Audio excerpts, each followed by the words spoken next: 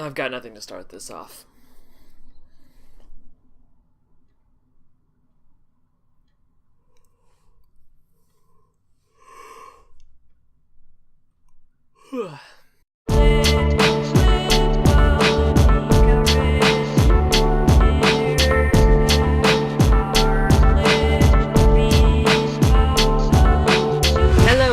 This is Olin from What I'm Listening To. So as you've probably seen, I have put out 2 videos recently that focus primarily on albums that had come out this year in 2018. When it comes to New Year's, I try to listen to some of the stuff that comes out within that year, just so I can stay in tune with whatever new music is out there, as well as have some sort of list of albums that I really liked of the year and make a top 10 list so I can make a video about it. But as you can probably imagine, there is a lot of music that comes out in one year, and oftentimes I end up neglecting some albums or just having no idea a band put out a certain album within that time frame. So for this video, I'm going back to 2017 to profile a handful of albums that I did not listen to during that time, but listened to this year. So with all that being said, let's get started. The first album I have for you today, this is Chicano Batman's Freedom is Free. Freedom is free.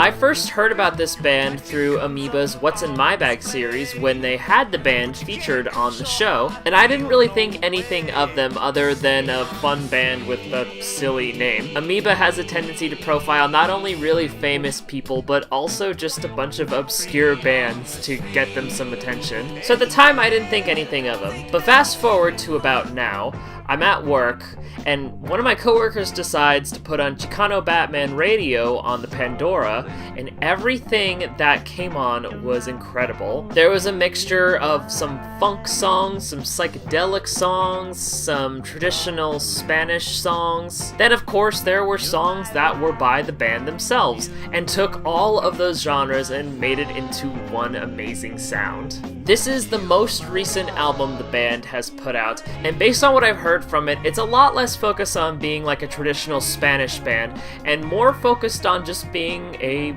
rock band. And I got into this band at the right time because they actually were playing at the most recent Outside Lands, which I'm sure got them even more hype and notoriety. This is a really cool album. Really great band. I really hope they got a lot of attention while at Outside Lands because they make some fantastic music, both this stuff and their older stuff, which I listen to, a lot more traditional sounding. They're making music that newer generations should absolutely listen to and appreciate, and they're just a great band and great people. Every time you step outside the gate, get irate. You're mad because you for your past you fight. Pass you by. The next album I have here, this is an obscure little release, and I'm not sure if this is the name of somebody or the name of the band, but the artist is called Kane Strang. I have my girlfriend to thank for getting me into this band. As I mentioned in a past video, she has Spotify, and Spotify does a great thing where they will put together a playlist based on stuff that you have listened to. So on one of her pre-made playlists, a song from this band came on and she was immediately hooked. It was the song My Smile is Extinct that really got us into the band. And there's something about that song that's just so tongue-in-cheek and witty, but really melancholy and sad. But it's got a great hook that will easily get stuck in your head. And anytime I'm having a bad day or a weird moment, I'll find myself actually singing the lyrics from the chorus because it just fits so well. Kill me now, I want to die. There's a chance at an afterlife. I might not get let in, but at least I won't be living. After we discovered the album which that song appears on, this one right here, I actually bought this exact copy of it for my girlfriend to own, and this particular edition is actually the promo, so it's only this basic sleeve with the disc inside, nothing else. And then later on, we actually found the official release in the dollar section at Amoeba, so she bought that and then gave me her promo copy. So now we both own it. I think this is a highly underrated band. I'm sure not a lot of people have any idea who they are, but if you're watching this video, I highly recommend checking out this album. Particularly look up My Smile is Extinct, and if you like that song, listen to the rest of the album. It's really good, really fun. There's some amazing melodies on here, and this is just such a great release. Also, shout out to the label Dead Oceans for putting this out. They put out some amazing stuff, so another reason to look into this one.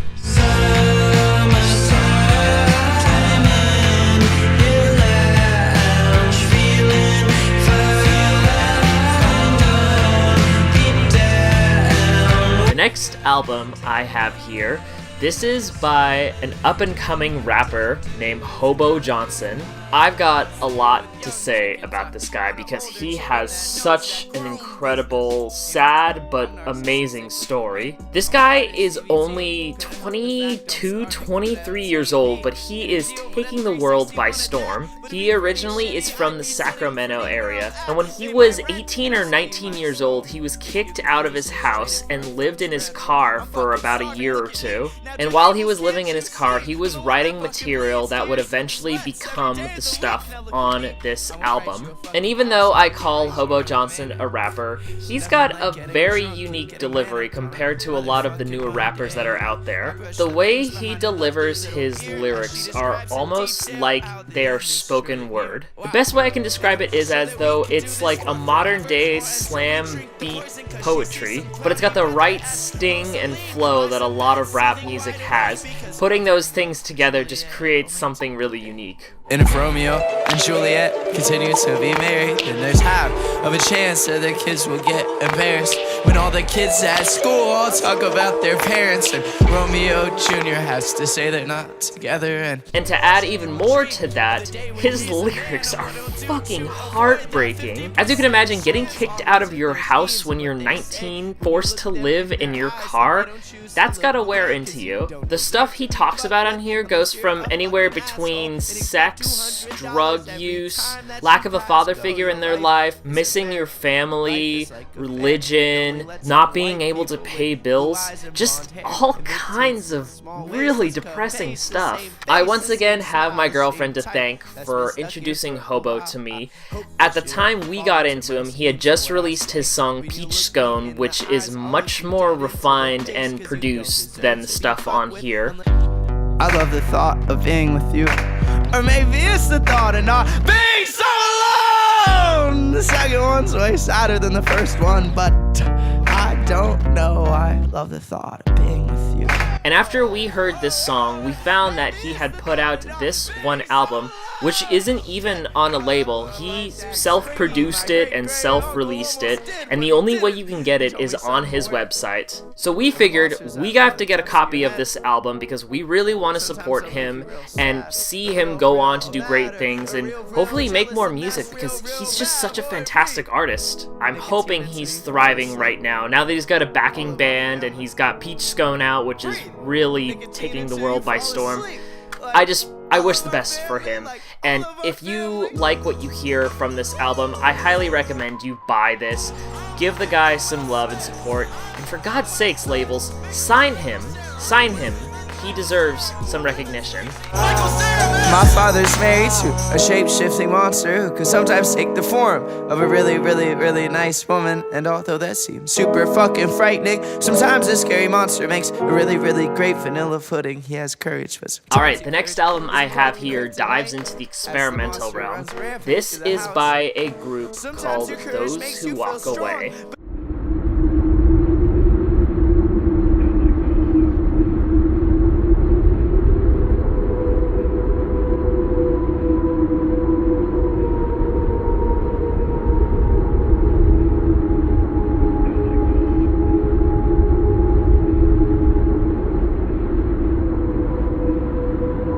whenever I would pay the Berkeley Amoeba a visit, I would always find this album in the experimental section and always be really interested in the cover and the title of it and the name of the band. It just sounded so dark and desolate and creepy.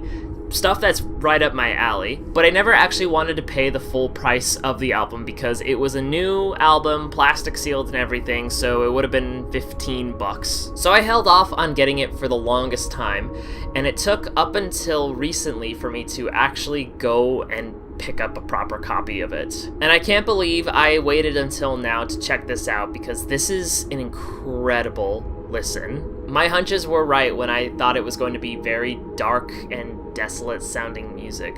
And as I read a little more about the background of this album, I found that this is actually about a plane that's about to crash. The lead guy behind the project was inspired by his brother who had died in a plane crash and wanted to try to recreate the sounds and the atmosphere and the overall sense of doom when a plane is about to crash. It's a really depressing sounding concept, but the music on here is just so gorgeous. If you're a fan of minimal ambient music or a fan of things that appear on Constellation Records, I highly recommend checking out this album, particularly if you have a really good pair of headphones. This is one worth completely zoning out to and experiencing the best quality possible.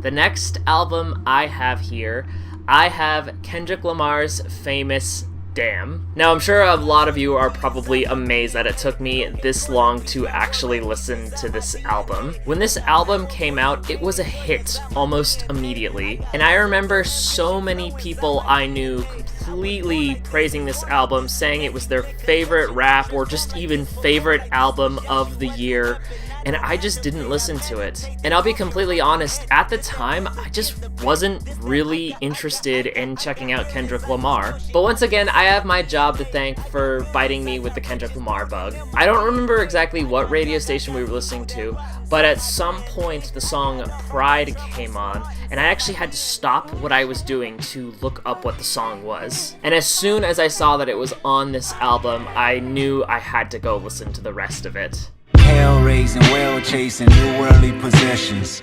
Flesh making, spirit breaking, which one would you listen? The better part, the human heart, you love them or dissect them.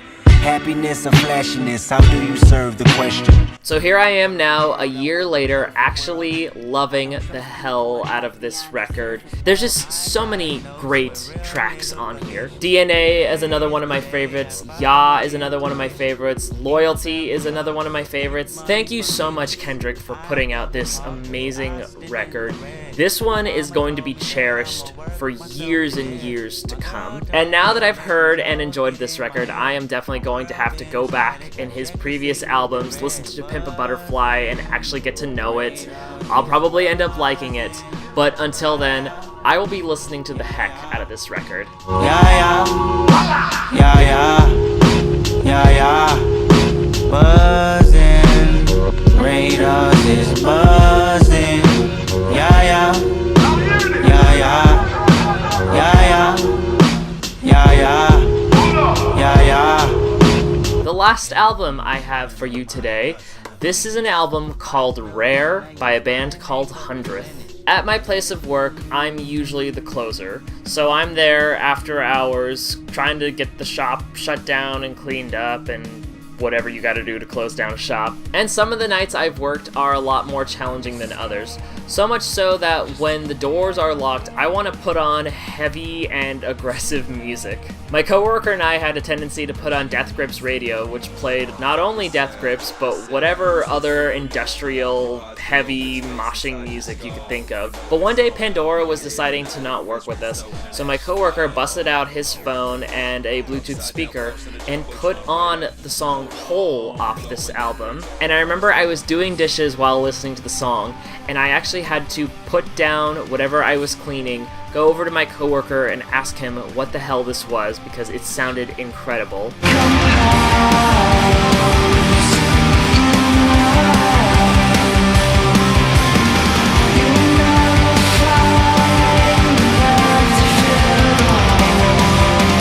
So when I found out it was the band Hundredth, I immediately went and looked them up and found that this album is a lot different than their past work. The band actually started out as a metalcore, post-hardcore band, and this album they decided to ditch their pre-existing sound and go for a more shoegazy sound. And just saying that it's music that sounds like a metalcore band doing shoegaze music is the perfect description of it, because that's exactly what it is. A lot of fans of the band were not a fan of this album at all. But from what I understand, the band actually wanted to make music like this in the very beginning of their time. But despite hate by the fans, I fucking love this album. If I had found out about this album the year it came out, this would have absolutely been in my top 10 list. If you're a fan of shoegaze music, I highly recommend checking out this album. It is so good, blew my fucking mind, and I'm so excited to have this in my collection.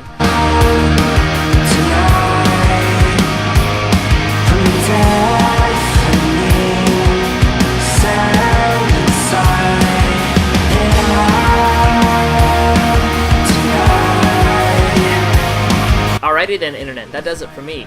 Hey, if you have any bands or albums you want me to check out, particularly anything I may have missed in 2017, leave a comment down below, and if I like it, maybe I'll include it in another vlog. Also, if you like this video, be sure to hit that subscribe button. It'll show the support and I'll love your face for it. And if you want more music, you can follow me on Instagram. I post a new album on there every single day, talk a little bit about it, and it gives you a bit of an insight of what else is in my collection. So, thank you all for watching. This is Olin from What I'm Listening To, signing out. Goodbye. We waited